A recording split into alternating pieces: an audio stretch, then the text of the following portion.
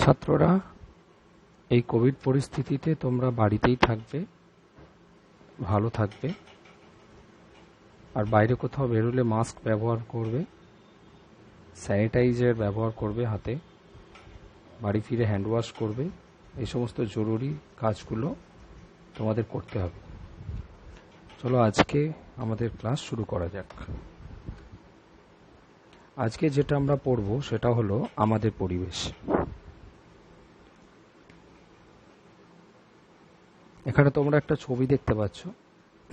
এই ছবিতে শহরের একটা ছবি বা চিত্র তুলে ধরা হয়েছে।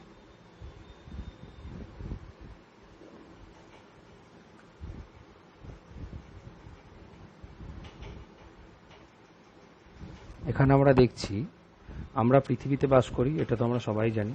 আমরা পৃথিবীতে বাস করি। আমাদের চারদিকে আমরা যা দেখতে পাই সব কিছুই আমাদের পরিবেশের অন্তর্গত। তো সেখানে আমরা দেখতে পাই সেগুলো হলো আকাশ, নদী, সূর্য, গাছ, পশু পাখি, বাড়িঘর, রাস্তাঘাট, সেতু, ফুল ফল, মানুষ, এই সব কিছু। তবে একটা কথা মনে রাখতে হবে যে এই প্রকৃতি বা পরিবেশের যা অন্তর্গত তার সব কিছুই কিন্তু সজীব নয়। তার মধ্যে কিছু কিছু নির্জীব আছে, অর্থাৎ যে সমস্ত বস্তুর প্রাণ নেই বা জীবন নেই তাদেরকে আমরা নির্জীব বস্তু বা জড় বস্তু বলি, আর যাদের জীবন আছে তাদেরকে আমরা জীব বলে থাকি। তো এখানে আমরা আকাশ, নদী, সূর্য, গাছ, পাখি, পশু, বাড়িঘর, গাড়ি, রাস্তা, সেতু, ফুল ফল, মানুষ ইত্যাদি এগুলো এখানে দেখানো হচ্ছে। তো এগুলোর মধ্যে কোনগুলো জড় বস্তু আর কোনগুলো জীবজ বস্তু এটা তোমরা নিজেরাই আন্দাজ করতে পারবে। তো আমরা আরেকটু এগিয়ে যাই পড়ার দিকে। হ্যাঁ, এখানে আমরা দেখতে পাচ্ছি একটা অ্যানিমেশন। এই অ্যানিমেশনে শহরের কিছু ব্যাপার দেখানো হচ্ছে এবং কিছু গাছের পাতা ঝরে পড়ছে। তো এখানে আমরা দেখব আমাদের মধ্যে অনেকে গ্রামে বাস করে, আবার কেউ কেউ শহরেও বাস করে। শহরের পরিবেশ মানুষের তৈরি, অর্থাৎ কৃত্রিম। এই শহরে যে এত বড় বড় ঘরবাড়ি দেখা যায় বা রাস্তাঘাট বা সেতু বা অনেক বড় বড় কলকারখানা, এই যেগুলো আমরা দেখতে পাই সেগুলো কিন্তু মানুষ তার সুবিধের জন্য এবং দৈনন্দিন জীবনকে আরও সহজ করে তোলার জন্য এগুলো তৈরি করেছে। তো আমরা যদি আরেকটু এগোই, স্লাইডে দেখতে পাবো আবার শহরের পরিবেশে দেখা যায় গায়ে গায়ে ঘেঁষা ঘেঁষা উঁচু বাড়ি, কংক্রিটের রাস্তা, এই যেগুলো এক্ষুনি বললাম আমি। তাছাড়া অনেক রকমের গাড়ি দেখা যায়, কলকারখানা ইত্যাদি দেখা যায়। এগুলো মানুষের দৈনন্দিন জীবনযাত্রাকে সহজ করে তোলার জন্য মানুষ এগুলো করেছে, যাতে দৈনন্দিন জীবন আরও সচল হয়।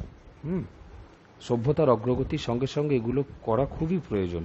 তবে এগুলো করতে গিয়ে পরিবেশের অনেক ক্ষতি মানুষ করে ফেলছে, সেটা তোমরা বুঝতে পারবে। নেক্সট যদি আমরা দেখি, এখানে আমরা একটা বায়ুকল দেখছি এবং কিছু গ্রামের বাড়িঘর দেখছি। হ্যাঁ, এটা একটা গ্রামের পরিবেশ। এখানে দেখছি আমরা গ্রামের পরিবেশ অনেক খোলামেলা, এটা তো আমরা সবাই জানি। সেখানে অনেক বেশি ভিড় হয় না, বা রাস্তাঘাটগুলো হয়তো পুরোটা কংক্রিটের বা পাকা রাস্তাও নয়। তো সেগুলো আমরা জানি, কারণ আমরা বেশিরভাগই সব গ্রামে বসবাস করি। তো এখানে অনেক ফাঁকা জমি থাকে যেখানে চাষবাস হয়। তাছাড়া এখানে প্রচুর গাছপালা দেখা যায়, নদী থাকতে পারে, পুকুর তো আছেই, চাষের ক্ষেত, এগুলো সব দেখা যায়। নেক্সট আমরা দেখব, অর্থাৎ গ্রামের পরিবেশ অনেকটা প্রাকৃতিক আর শহরের পরিবেশ কৃত্রিম, কারণ মানুষ সেখানে অনেক গাছপালা কেটে ফেলেছে। নদীগুলোর প্রায় মজে গেছে এরকম অবস্থা, বা নদীগুলো প্রায় বদ্ধ অবস্থায় রয়েছে। পুকুর তো ওখানে দেখাই যায় না, কারণ সেগুলো ভরাট করে মানুষ বাড়িঘর ইত্যাদি বা কলকারখানা তৈরি করে ফেলেছে। আর চাষের ক্ষেত্রেও শহরে থাকার কথাই নয়। তো মানুষ সভ্যতার অগ্রগতির সঙ্গে সঙ্গে তাল মিলিয়ে চলতে গিয়ে শহরটাকে অনেকটাই কৃত্রিম করে তুলেছে। এক কথায় বলা যায় শহরের মধ্যে খুব একটা প্রাণ নেই। তবে গ্রামের পরিবেশ অনেকটাই প্রাকৃতিক, প্রকৃতি নির্ভর, এবং এখানে গাছপালা, নদী, পুকুর, চাষের জমি, ফাঁকা জমি ইত্যাদি সবই দেখা যায়। সেই জন্য গ্রামের পরিবেশকে অনেকটাই প্রাকৃতিক পরিবেশ বলা হয়েছে। নেক্সট আমরা যদি এগিয়ে যাই, তাহলে আমরা দেখতে পাবো যে এখানে দেখতে পাচ্ছ তোমরা লিভিং কথাটা লেখা আছে আর নন লিভিং কথাটা লেখা আছে। লিভিং মানে কথাটার অর্থ হচ্ছে বর্গীয় জয় দীর্ঘই ব, জীব। আর নন লিভিং কথাটার অর্থ হচ্ছে জড়, অর্থাৎ জড় বস্তু, যেগুলোর মধ্যে কোনো জীবন নেই। এখন জীব আর জড়, শুধুমাত্র এই জীবন নেই এই ধরনের কথাগুলো বললে অত সহজে ব্যাখ্যা করা সম্ভব নয়। হ্যাঁ, জীব আর জড়ের মধ্যে কিছু পার্থক্য রয়েছে, সেগুলো আমাদের জানতে হবে। যেমন আমরা জানি যে হাতি বংশ বিস্তার করতে পারে, অর্থাৎ হাতির বাচ্চা হয়, বা হাতি জন্মের পর থেকে ধীরে ধীরে বড় হয়। মানুষের ক্ষেত্রেও তাই। এখানে যদি আমরা দেখি যে এই যে ছোট বাচ্চা রয়েছে, বড় রয়েছে, এখানে ছবিতে দেখাচ্ছে, তো আমরা জন্মের পরে ছোটই থাকি কিন্তু ধীরে ধীরে বেড়ে উঠি। হ্যাঁ, এখন এগুলো কিন্তু জীবেদের বৈশিষ্ট্য, অর্থাৎ বেড়ে ওঠা বা বৃদ্ধি পাওয়া, এটা জীবেদের বৈশিষ্ট্য। আবার জড় পদার্থের কিন্তু ওরকম কোনো বৈশিষ্ট্য নেই। এখানে একটা চিরুনির ছবি দেখা যাচ্ছে, তোমরা দেখো। এই চিরুনিতে দেখা যাচ্ছে, তোমরা তো চিরুনি দেখেইছো, তোমাদের বাড়িতে যখন কোনো চিরুনি কেনা হয় তো তারপর থেকে চিরুনিটা যতদিন না নষ্ট হয়ে যাচ্ছে একই আকৃতির থেকে যায়, বা ওই চিরুনি থেকে নতুন কোনো চিরুনি জন্মায় না। অর্থাৎ জড় পদার্থের মধ্যে বেড়ে ওঠার কোনো গুণই নেই এবং বংশবিস্তারও করতে পারে না। যেমন একটা টেবিল, এই যে টেবিলটা, এই টেবিলটা বসা হয়, এই টেবিল থেকে কিন্তু আরও একটা টেবিল তৈরি হতে পারবে না, বা এই টেবিলটা কিন্তু আর বেড়েও উঠতে পারবে না। যে অবস্থায় একে তৈরি করা হয়েছে সেই অবস্থায় থাকবে। তো এখানে আমরা আরেকটু দেখি, আমাদের পরিবেশে যা কিছু দেখতে পাই তাদের মধ্যে অনেক কিছুই মানুষের তৈরি, যেমন বাড়িঘর, রাস্তা, সেতু, কলকারখানা ইত্যাদি। বাকি সব কিছু যেমন আকাশ, মেঘ, গাছ, সূর্য, চন্দ্র, গ্রহ, উপগ্রহ, তারা, পাখি ইত্যাদি সব কিছুই সৃষ্টি করেছে প্রকৃতি। এগুলো মানুষ কখনোই সৃষ্টি করতে পারবে না। এগুলো যেগুলো আমি দাগ দিচ্ছি, এগুলো তোমরা দেখো, এগুলো কিন্তু মানুষ কখনোই সৃষ্টি করতে পারে না। যদিও এদের মধ্যে আকাশ, মেঘ, সূর্য, চন্দ্র, গ্রহ, উপগ্রহ এগুলোর মধ্যে কোনো জীবন নেই। অর্থাৎ প্রকৃতি দুই ধরনের জিনিস তৈরি করতে পারে, জীবও তৈরি করতে পারে, আবার জড়বস্তুও তৈরি করতে পারে। যেমন আকাশ, মেঘ, সূর্য, চন্দ্র, গ্রহ, উপগ্রহ এগুলোর মধ্যে তো এগুলো তো কোনো জীবিত বস্তু নয়, এগুলো আকার আকৃতিতে খুব একটা বেড়েওছে, মানে বাড়েও না। সেই জন্য বলা যায় যে প্রকৃতি জড়বস্তুও তৈরি করে। আবার গাছ, গাছ কিন্তু সজীব বস্তু, সুতরাং প্রকৃতি গাছও তৈরি করতে পারে। তার মানে প্রকৃতি একদিক থেকে জীবও তৈরি করতে পারে, আবার জড়ও তৈরি করতে পারে। কিন্তু মানুষ বাড়িঘর তৈরি করে, রাস্তা তৈরি করে, সেতু তৈরি করে, কলকারখানা তৈরি করে। মানুষ সর্বদাই জড় বস্তু তৈরি করে, মানুষ কিন্তু জীবজ বস্তু তৈরি করতে পারে না।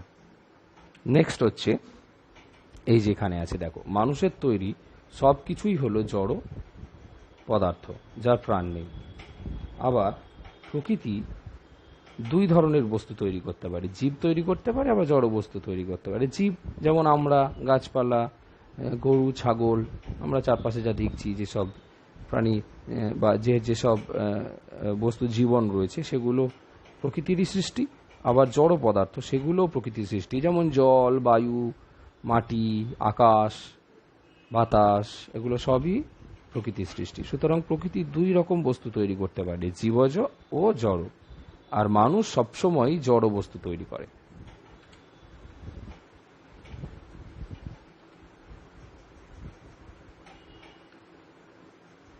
এখানে দেখো, আমাদের পরিবেশে যেসব জিনিস দেখতে পাই তাদের মধ্যে বা সেগুলি আবার দুই ধরনের হয়, জীব আর জড়। জড় পদার্থের বৈশিষ্ট্য কি কি থাকতে পারে? যেমন জড় পদার্থ নড়াচড়া করতে পারে না, এটা আমরা সবাই জানি। তোমরা তোমাদের পেনটাকে নিজের সামনে রাখো, রেখে দেখো পেনটা নড়াচড়া করতে পারছে কিনা, নিশ্চয়ই পারবে না। তাই পেনটি একটি জড় পদার্থ। নেক্সট দেখবো আমরা, ওই পেনটার ওপরেই যদি তুমি একটু খেয়াল রাখো, পেনটা কেনার পর থেকে এখনো পর্যন্ত পেনটা কিন্তু বেড়ে ওঠেনি, তার মানে পেনটা জড় পদার্থ। আর পেনটার কোনো খাবারেরও প্রয়োজন পড়ছে না। হ্যাঁ, অবশ্য রিফিলের প্রয়োজন পড়ে, ওটা খাবার নয়। নেক্সট হচ্ছে শ্বাস নিতে পারে না, অর্থাৎ আমরা বেঁচে থাকার জন্য বা আমাদের দেহে শক্তি তৈরি করার জন্য যে শক্তি দিয়ে আমরা কাজ করি, সেই শক্তি উৎপাদনের জন্য আমাদের শ্বাস গ্রহণ করতে হয়। হ্যাঁ, তো জড় পদার্থ তো বেঁচে নেই, মৃত বা জড়, সেই কারণে ওদের কোনো শক্তির প্রয়োজন হয় না, সেই জন্য ওদের শ্বাস নেওয়ার প্রয়োজন নেই। নেক্সট হচ্ছে উদাহরণ, ইট, কাঠ, মাটি, পাথর, টেবিল, চেয়ার, জামা কাপড়, আসবাবপত্র ইত্যাদি সবই জড় পদার্থের বৈশিষ্ট্য। নেক্সট হচ্ছে জীবের বৈশিষ্ট্য। জীবের কি কি বৈশিষ্ট্য রয়েছে দেখে নিই। জীব নড়াচড়া করে, জীব ছোট থেকে বড় হয়, জীবের প্রতিদিন খাবারের প্রয়োজন হয়, জীব উত্তেজনায় সাড়া দেয়। এই উত্তেজনা কথাটার অর্থ হলো কোনো জীবকে যদি ডাকা হয় বা জীব দেহের মধ্যে কোনো উদ্দীপনা গিয়ে পৌঁছায় তাহলে সে সাড়া দিতে পারে। কেমন উদ্দীপনা? ধরে নাও তোমাকে কেউ ডাকছে নাম ধরে, তুমি নিশ্চয়ই সাড়া দেবে বা তুমি শুনতে পাচ্ছ, এবং এই শব্দটা শোনার সঙ্গে সঙ্গে তোমার মধ্যে একটা পরিবর্তন সৃষ্টি হচ্ছে যে বোধহয় আমাকে কেউ ডাকছে। এটাকেই বলা হয় উদ্দীপনায় সাড়া দেওয়া বা উত্তেজিতা বা উত্তেজনায় সাড়া দেওয়া। এখন শুধুমাত্র আমরা যে শব্দ শুনেই সাড়া দিই তাই নয়। ধরে নাও শীতকালে আমাদের ঠান্ডা লাগছে, তাহলে আমাদের শরীর ঠান্ডার জন্য উদ্দীপিত হচ্ছে বা ঠান্ডার কারণে আমাদের শরীরে একটা পরিবর্তন ঘটছে, বা গরমকালে আমাদের গরম লাগছে, হ্যাঁ, শরীরের ভেতরে। তো এইগুলো সবই উত্তেজনায় সাড়া দেওয়া। এছাড়া আরও অনেক কিছু রয়েছে যেগুলো একটু পরের দিকে পড়লে বোঝা যাবে। যেমন উত্তেজনায় সাড়া দেওয়ার আর একটা উদাহরণ দিই তোমাদেরকে, লজ্জাবতী। লজ্জাবতী গাছের পাতায় তুমি স্পর্শ করলে পাতাগুলি বন্ধ হয়ে যাবে এক এক করে, হ্যাঁ, অর্থাৎ লজ্জাবতী উদ্ভিদ স্পর্শ করলেই সাড়া দেয়, অর্থাৎ স্পর্শ এক্ষেত্রে একটা উদ্দীপনা, আর লজ্জাবতীর সাড়া দেওয়া হলো উত্তেজনায় সাড়া দেওয়া। নেক্সট আমরা যদি জীবের আর একটা বৈশিষ্ট্য দেখি, জীব নিঃশ্বাস প্রশ্বাস নেয়। তুমি তোমাদের নিজেদের উদাহরণ দেখো, তোমরা নিঃশ্বাস প্রশ্বাস নাও, অর্থাৎ প্রশ্বাস বা অক্সিজেন নাও, আর নিঃশ্বাস বা কার্বন ডাই অক্সাইড তোমরা ত্যাগ করো। নেক্সট হচ্ছে জীব বংশ বিস্তার করে। আমরা দেখেছি গরু, ছাগল, কুকুর এগুলি সবই বাচ্চা হয়, বা একটা উদ্ভিদের বীজ থেকে নতুন উদ্ভিদ জন্মায়, এগুলি সবই জীবের বংশ বিস্তার করা পদ্ধতি। নেক্সট উদাহরণে দেখাচ্ছি আমি পাখি, মানুষ, গাছ, এসবই হলো জীব। এরপরে যদি আমি যাই তাহলে কয়েকটি ঘটনা এখানে আমরা দেখব। মানুষের বৃদ্ধি উদ্দীপনায় সাড়া দেওয়া, এটা আমরা দেখব। মানুষ ছোট থেকে বড় হয়, অনুভব করতে পারে, ভয় পায়, রাগ করে, ঠান্ডা গরম অনুভব করতে পারে। তো এগুলো সবই জীবেদের বৈশিষ্ট্য। এখানে একটা ছবিতে দেখা হচ্ছে, দেখো, আমরা ছোট ছিলাম, তার থেকে ধীরে ধীরে একটু বড় হলাম, তার থেকে আর একটু বড় হলাম, তার থেকে আরও একটু বড় হলাম, ঠিক আছে? তো এখান থেকে বোঝাই যাচ্ছে আমাদের বৃদ্ধি হয়, সুতরাং আমাদের জীবন আছে। নেক্সট আমরা কি কি অনুভব করতে পারি? ভিশন, এখানে দেখতে পাচ্ছ ভিশন আর চোখের ছবি, তার মানে আমরা দেখতে পাই। ভিশন মানে দেখা বা দেখার উদ্দীপনা। হিয়ারিং, আমরা শুনতে পাই। টেস্ট, এখানে জিভের ছবি দেওয়া আছে, মানে আমরা স্বাদ গ্রহণ করতে পারি। নেক্সট হচ্ছে স্মেল, আমরা গন্ধ অনুভব করতে পারি। টাচ, হাতের ছবি আছে, তার মানে আমরা স্পর্শ অনুভব করতে পারি। আর এইগুলো অনুভব করার জন্য আমাদের যে যে অঙ্গগুলো প্রয়োজন সেগুলোর ছবি নিচে দেওয়া আছে।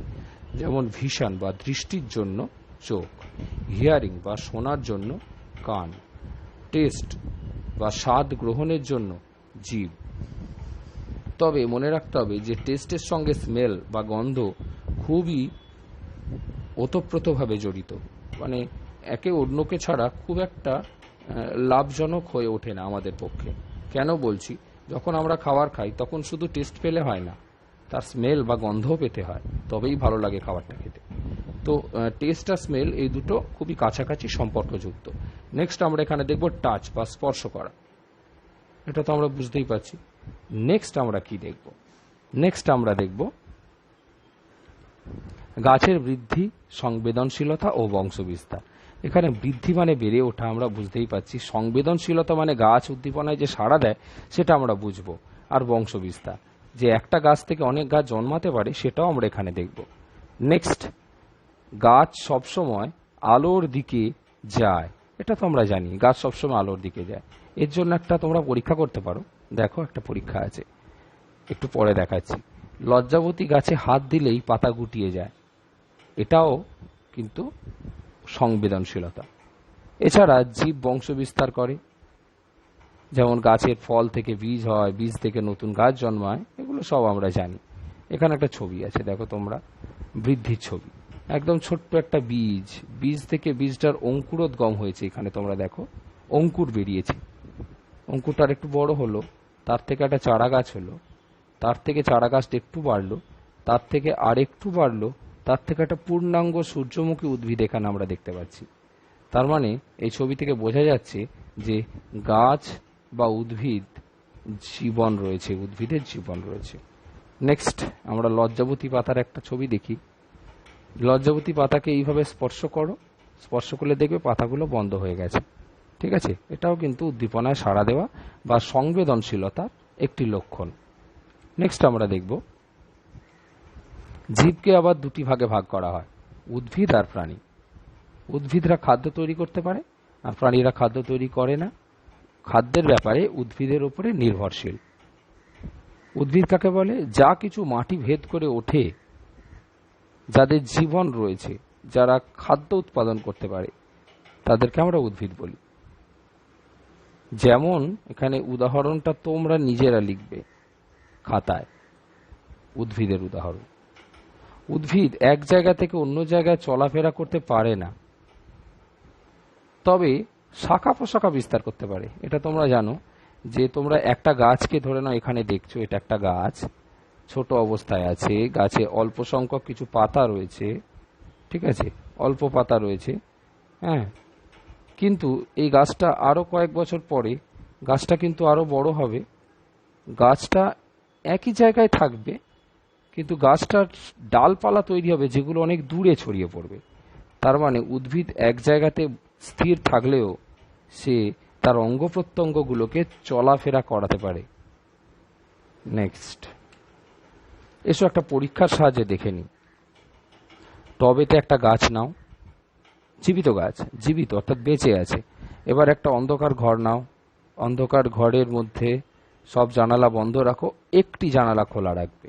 ওই জানালার পাশে একটা টেবিল রাখো, টেবিলের মধ্যে টব সহ চারা গাছটিকে বসিয়ে দাও জানালার পাশে। কি দেখবে? কয়েকদিন পরে তুমি দেখবে ওই চারা গাছের ডালপালা বা শাখা প্রশাখাগুলি জানালার বাইরের দিকে বেরিয়ে যাচ্ছে। এটা দেখবে। কেন যাচ্ছে সেটাও দেখবে। এই ঘটনা থেকে বোঝা গেল উদ্ভিদরা এক জায়গাতে স্থির থেকেও অঙ্গ প্রত্যঙ্গ নাড়াচাড়া করতে পারে। তাছাড়া আলোর খোঁজে বা যেদিকে আলো রয়েছে উদ্ভিদের অঙ্গ প্রত্যঙ্গগুলি সেই দিকে যায়। এর জন্য একটা ছবিও আছে, দেখো এই যে ছবিটা, এই যে চারা গাছটা টবে বসানো আছে, এই টবের বসানো চারা গাছটির ডালপালাগুলো দেখো জানালার বাইরে বেরিয়ে যাচ্ছে, কারণ আলোটা বাইরের দিক থেকেই আসছে।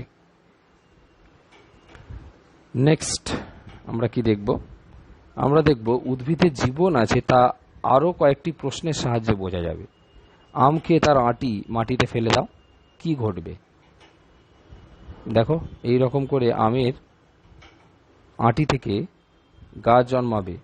এটা একটা অ্যানিমেশন, খুব তাড়াতাড়ি ভিডিওটা দেখাচ্ছে, এতটাও তাড়াতাড়ি হয় না, সময় লাগে, তবে এই রকম ঘটনাই ঘটে। লজ্জাবতী গাছের পাতায় হাত দিলে তার পাতাগুলি গুটিয়ে যায়। এর থেকেও বোঝা যায়, কি বোঝা যায়?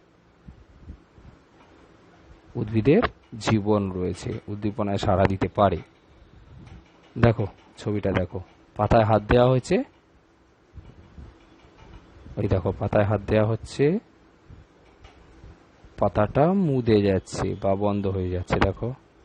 হ্যাঁ, নেক্সট প্রাণীরা এক জায়গা থেকে অন্য জায়গায় ঘুরে বেড়াতে পারে, আমরা পারি, আমরা তো প্রাণীর অন্তর্গত। প্রাণীদের প্রধান খাবার হলো উদ্ভিদ, অর্থাৎ প্রাণীরা খাবার তৈরি করতে পারে না, তারাও খাদ্যের ব্যাপারে উদ্ভিদের উপরে সম্পূর্ণ নির্ভরশীল। এছাড়া বিভিন্ন আমরা যে ধরনের খাদ্য গ্রহণ করি সেই খাদ্য গ্রহণের প্রকৃতি অনুসারে প্রাণীদের দুই ভাগে ভাগ করা যায়। দেখো, যেমন তৃণভোজী প্রাণী, অর্থাৎ এরা সরাসরি উদ্ভিদকে খায়, যেমন গরু, ঘোড়া, জেব্রা, জিরাফ, হরিণ, ছাগল, এরা কিন্তু সরাসরি উদ্ভিদকে খায়।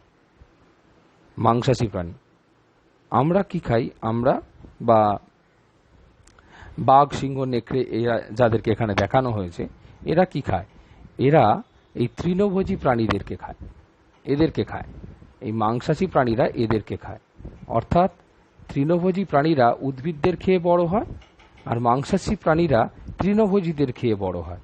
তার মানে পরোক্ষভাবে, সরাসরি না হলেও পরোক্ষভাবে মাংসাশী প্রাণীরা সেই উদ্ভিদের ওপরেই নির্ভরশীল রইল। কেমন করে হলো? দেখো, উদ্ভিদকে আমি লিখছি। উদ্ভিদকে কারা খাচ্ছে ভালো করে দেখো। উদ্ভিদ লিখলাম আমি এখানে। উদ্ভিদকে কারা খাচ্ছে? এই তৃণভোজীরা, একের দাগে তৃণভোজীরা খাচ্ছে। এই যে একের দাগ, এরা খাচ্ছে। এদেরকে কারা খাচ্ছে? দুইয়ের দাগে মাংসাশীরা খাচ্ছে। কোথায় আছে? এরা। তো সরাসরি এই মাংসাশীরা উদ্ভিদের উপর সরাসরি নির্ভরশীল নয়, এরা কিন্তু তবুও উদ্ভিদের ওপরেই নির্ভরশীল। একটু ভেবে দেখো, উদ্ভিদদেরকে এরা খাচ্ছে, তাদেরকে এরা খাচ্ছে। তার মানে এরাও উদ্ভিদের ওপরে নির্ভরশীল। অর্থাৎ সমস্ত প্রাণী, এই তৃণভোজী বলো আর মাংসাশী বলো, এরা সবাই উদ্ভিদের ওপরেই নির্ভরশীল। আমরাও উদ্ভিদের ওপরে নির্ভরশীল। আমরা সর্বভুক, অর্থাৎ আমরা উদ্ভিদদেরও আমরা খাই, আবার আমরা প্রাণীদেরও খাই। তাই আমাদেরকে বলা হয় সর্বভুক। এবারে তোমরা একটু ভেবে দেখো তো, আমরা কি কি খাই? উদ্ভিদ কি খাই আর প্রাণী কি খাই? এটা তোমাদের জন্য প্রশ্ন রইল।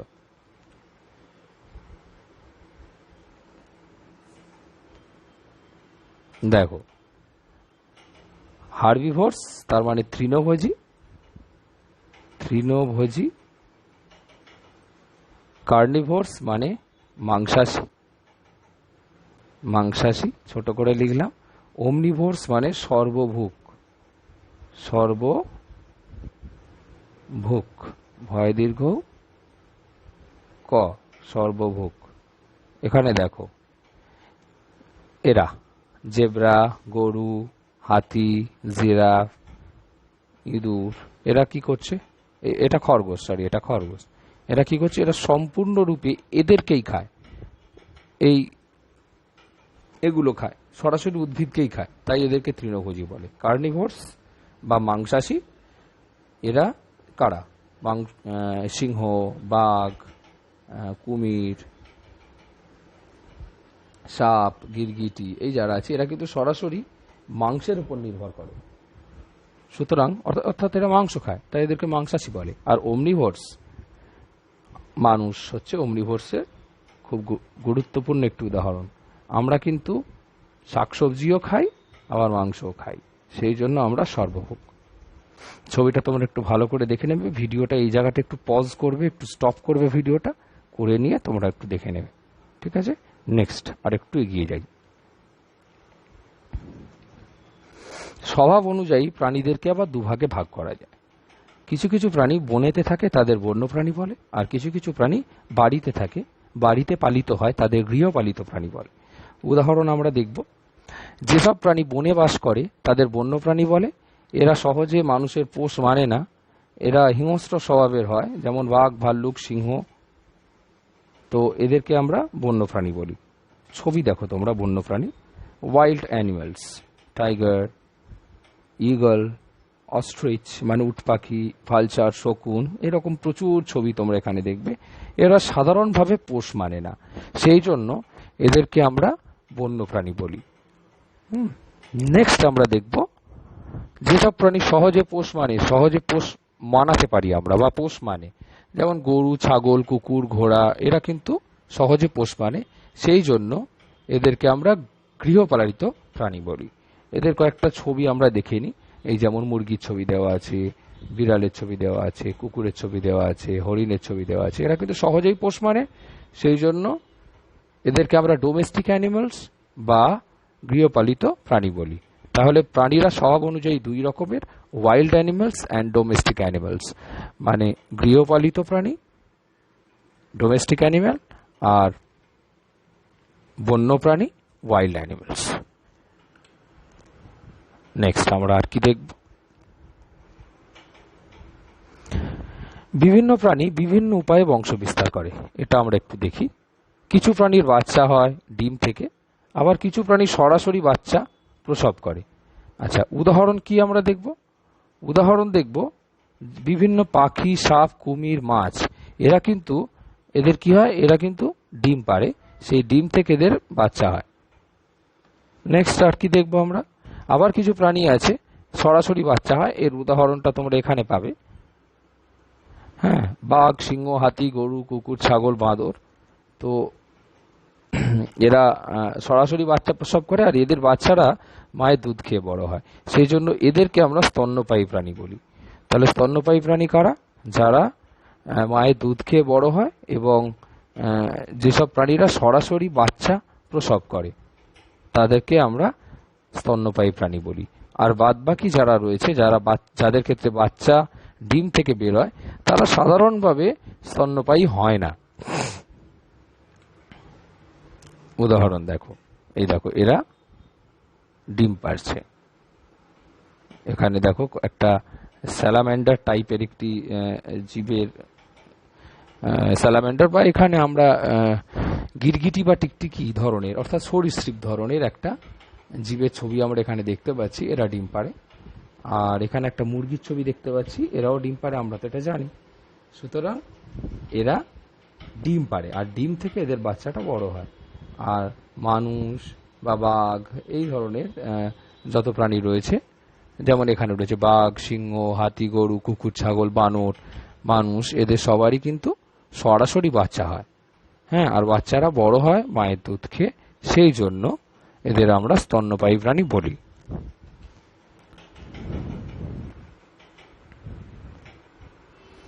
জীবজগৎ একে অন্যের উপর নির্ভর করে বেঁচে থাকে। জীবজগৎ মানে উদ্ভিদ আর প্রাণীরা। কেমন করে? যেমন উদ্ভিদ অক্সিজেন গ্যাস ত্যাগ করে, তা আমরা গ্রহণ করি। আমরা প্রশ্বাস নেওয়ার সময় গ্রহণ করি অক্সিজেন।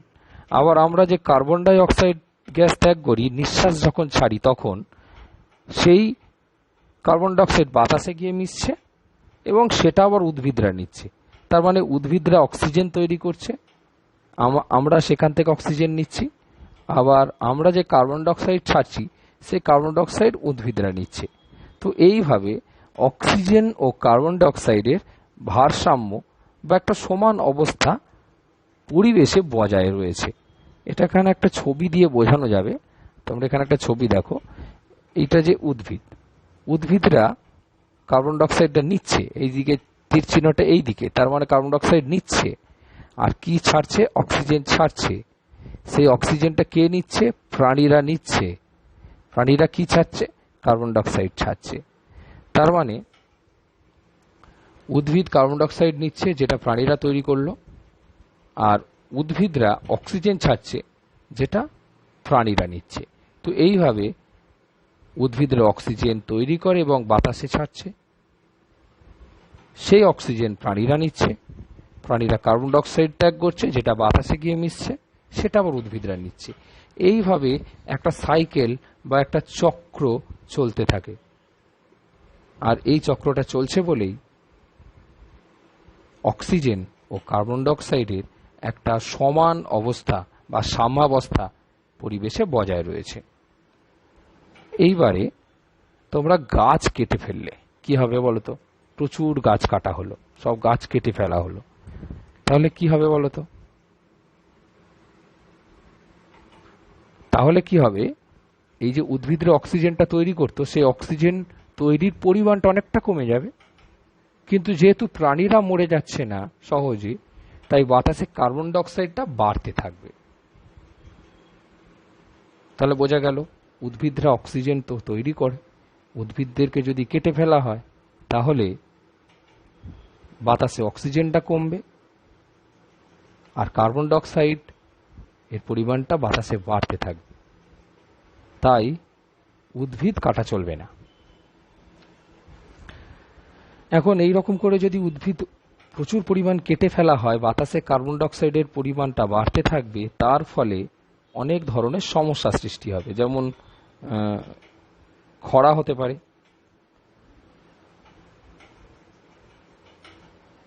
পরিবেশের উষ্ণতা বাড়তে পারে। আচ্ছা, এবারে দেখব আমরা কিভাবে বা প্রাণীরা কিভাবে উদ্ভিদের উপরে নির্ভরশীল। আমরা মানুষরা ধান গাছ থেকে ধান, তা থেকে চাল পাই, সেটা খাই। গম গাছ থেকে আমরা গম পাই, তা থেকে আটা, আটার থেকে আমরা রুটি তৈরি করে খাই। এছাড়া বিভিন্ন গাছের ফল, শাকসবজি আমরা খাই। আবার বিভিন্ন মাছ, বিভিন্ন প্রাণীর মাংস, হাঁস, মুরগির ডিম, এগুলো আমরা খেয়ে থাকি। এইভাবেই দেখা যায় প্রাণী ও উদ্ভিদ একে অন্যের উপরে নির্ভরশীল হয়ে বেঁচে থাকে। তাহলে আজকে তোমাদের এই পর্যন্তই ক্লাস রইল। বাকিটা পরের দিনে যদি কোনো ভিডিও আপলোড করা হয় সেখান থেকে তোমরা পেয়ে যাবে।